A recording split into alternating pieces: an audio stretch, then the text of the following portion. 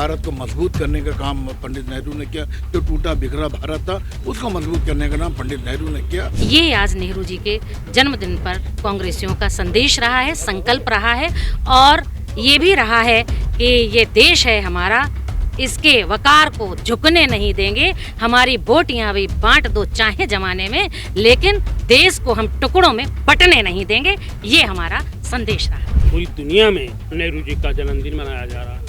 एक visionary leader, Nehru ji ने पंचशील की स्थापना की, नेहरू जी ने राजदूतों की नियुक्ति, नेहरू जी ने डिस्कवरी ऑफ इंडिया लिखी। 9.5 साल वो जेल में रहा वो व्यक्ति, ये बरतानिया हुकूमत से लड़ते हुए उन्होंने 9.5 वर्ष जेल में बिताए। भाजपा की नीतियों का खिलाफत करने की जरूरत है कि भाजपा जो है सीधा सीधा भारत को तोड़ना चाहती है और नेहरू जी का एक बुद्ध अगर रंग रहेगा उसकी पहचान रहेगी और कांग्रेस रहेगी। जब तक कांग्रेस जिंदा है भारत की एकता को कोई खंडित नहीं कर सकता।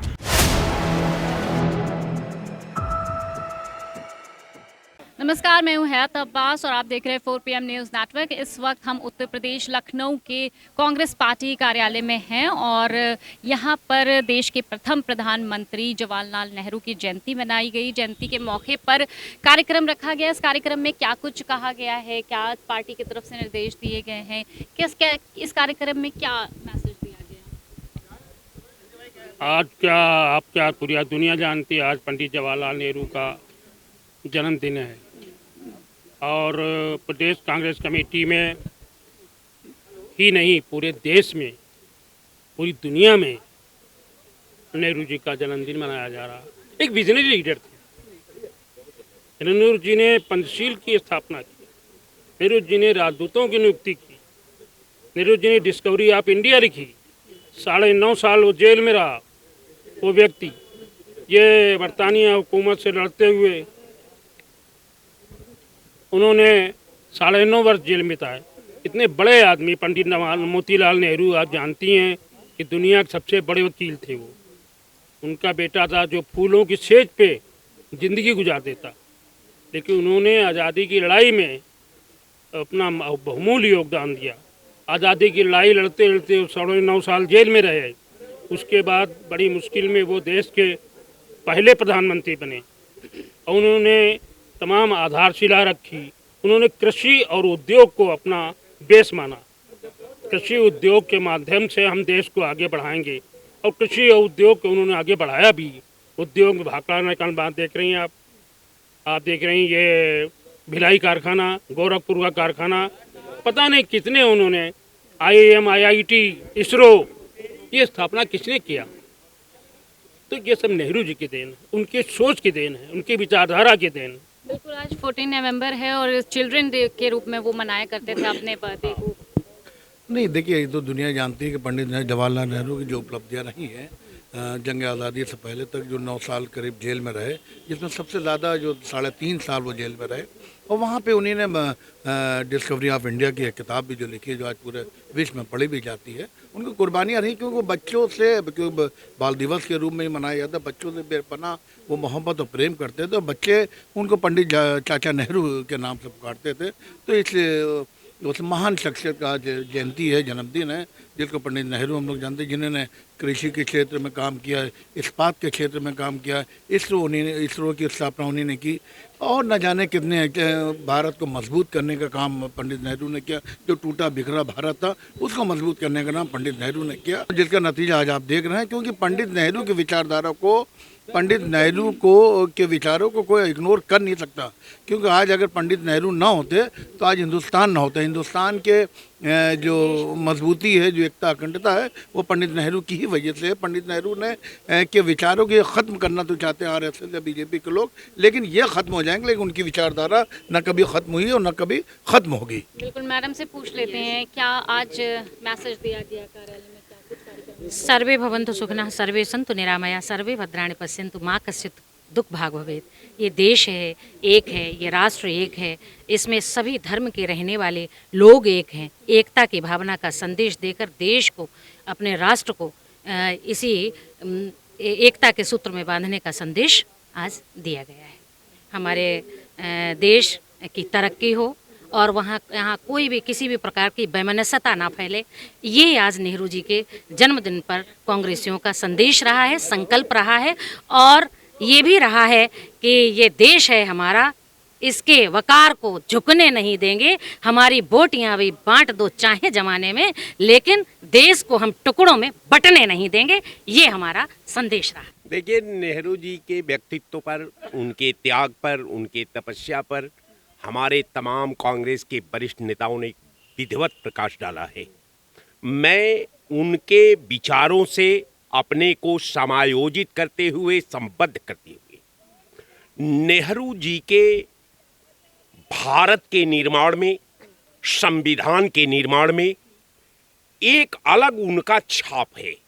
उनके द्वारा किए हुए कार्यक्रमों का आज केवल भारत में ही वो प्रासंगिक नहीं है, दुनिया उनके सोच का, उनके भारत, आधुनिक भारत के निर्माण का सपना का, उनके भारत में एकता और अखंडता को रखने का जो नेहरू जी ने काम किया, ये मैं फक्र के साथ कह सकता हूं कि नेहरू जी का जो विचार है, जो नेहरू जी का विचार अविरल गंगा की तरह जो बह रहा है, ये विचार आप समझ लीजिए कि टेक्नोलॉजी के क्षेत्र में, विज्ञान के क्षेत्र में, राष्ट्र निर्माण के क्षेत्र में, वर्तमान संविधान को स्थापित करने के क्षेत्र में नेहरू जी ने जितना उनके पास प्लानिंग थी, जितना सोर्सेज थे, जितना उस प्लानिंग को मूर्त रूप देने वाले लोग थे, वो एक एक कर सब बधाई के पात्र हैं। और अनुकरण की बात यह है कि नेहरू जी, आप समझिए कि आज से 70 साल पहले, 50, 60, 70 साल पहले इसरो का निर्माण करते हैं। तमाम टेक्निकल कॉलेज, तमाम बड़े बड़े बंधा, तमाम बड़ी बड़ी नहरें, तमाम बड़ी बड़ी लाइनें का जो उन्होंने आधारशिला रखा, हम 70 साल पहले रखते हैं। आज 70 साल बाद जब हम आकर के हिंदुस्तान का निर्माण के पैरे में जब समीक्षा करते हैं, तो हम शौचालय का निर्माण करते हैं। अब शौचालय, इनका सोच शौचालय का है, मेरा सोच इसरो का है, हमारा सोच टेक्निकल विज्ञान की आधुनिक तकनीक का है, हमारा सोच बड़े बड़े बंधा का है, हमारा सोच बड़ी बड़ी लाइनें का है। इनके पास क्या है? केवल शौचालय योजना।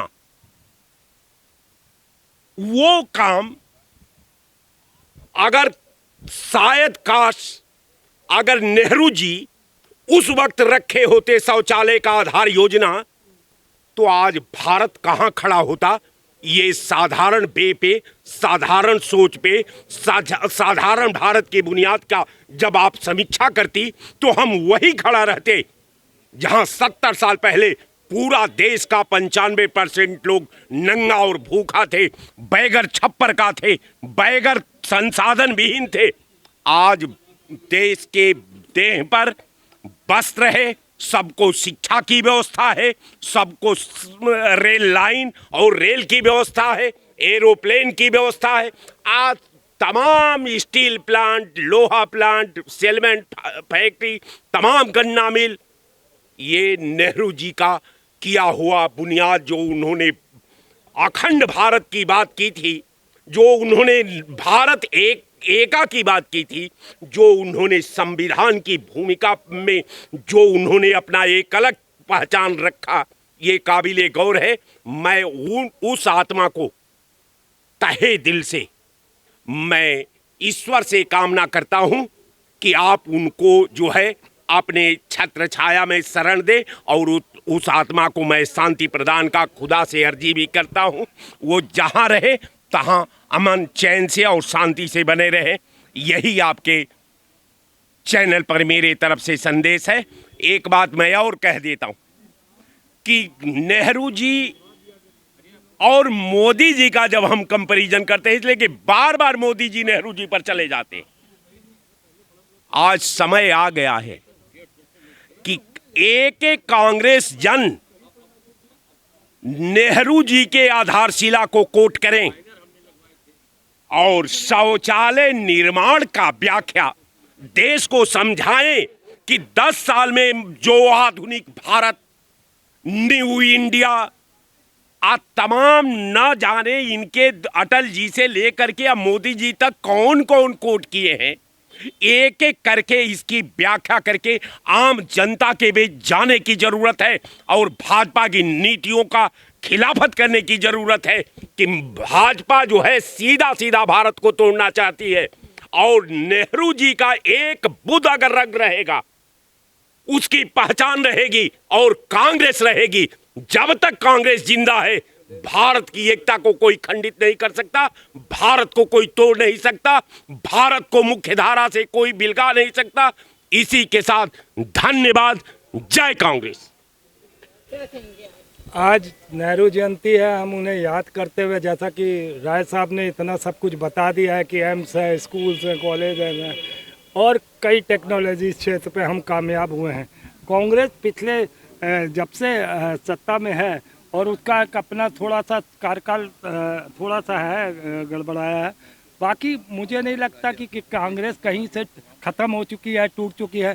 कांग्रेस पूरी तरीके से कम बैक भी कर रही है और हम फिर उसी स्थिति में, मगर बार बार जो ये भाजपा वाले कहते हैं कि देश के टुकड़े हो रहे हैं, देश के टुकड़े हो रहे हैं, मुझे नहीं समझ में आता कि 1947 को अगर आप लेते हैं तो वो स्थितियाँ क्या थी वो सब देश जानता है। उस वक़्त क्यों बंटवारा हुआ, बंटवारे की क्या तजवीज़ रखी गई, क्यों किन कारणों से हुआ, वो हो गया। उसके बाद आप ये देखिए कांग्रेस 60-65 साल रही है मोदी सरकार से पहले, कितने देश के बंटवारे हो गए या आज कितने देश के बंटवारे हो गए कि बार बार हिंदू खतरे में है या देश का बंटवारा हो रहा है। इस तरीके से जो ये भाजपा प्रचार कर रही है गलत सलत कांग्रेस के बारे में, तो कहीं ना कहीं जिस धोखे से ये आए थे 15 लाख और 2 करोड़ नौकरियों से और 2019 में 42 जवानों का कत्ल करके नरेंद्र मोदी सत्ता में बैठा है, तो ये पता चलेगा देश को कि एक्चुअल में है क्या चीज़, सच्चाई क्या है, ये पता चलेगी।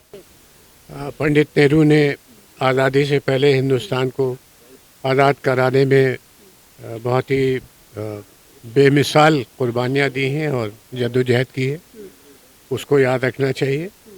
और आज़ादी के बाद जो हिंदुस्तान का कॉन्स्टिट्यूशन बनाया वो बहुत दूर तक देख के बनाया कि कैसा मुल्क हमें आगे चल के बनाना है। उसमें विचार की आज़ादी, धर्म की आज़ादी, सामाजिक, आर्थिक और राजनीतिक न्याय और बराबरी, समता, ये जो पुराने मूल्य हैं किसी भी अच्छी सभ्यता के, उन पर जोर दिया गया है।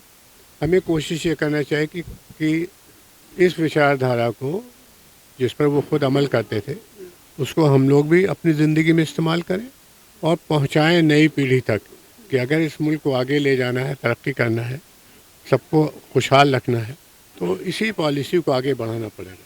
बिल्कुल बिल्कुल। तो कांग्रेस जो पार्टी कार्यालय में जिस तरह से कार्यक्रम रखा गया नेहरू जी के जन्मदिन के जो उनकी जयंती के अवसर पर, तो साफ तौर पर कांग्रेसियों का मानना है कि उनके मैसेज को आगे बढ़ाना है, नई पीढ़ी तक ले जाना है, क्योंकि देश में नफ़रतें बढ़ी हुई हैं, उन नफ़रतों को कम करना है, ये भी एक मैसेज रहा है। कैमरा पर्सन नफीस के साथ मैं हयात अब्बास, 4PM न्यूज़ नेटवर्क।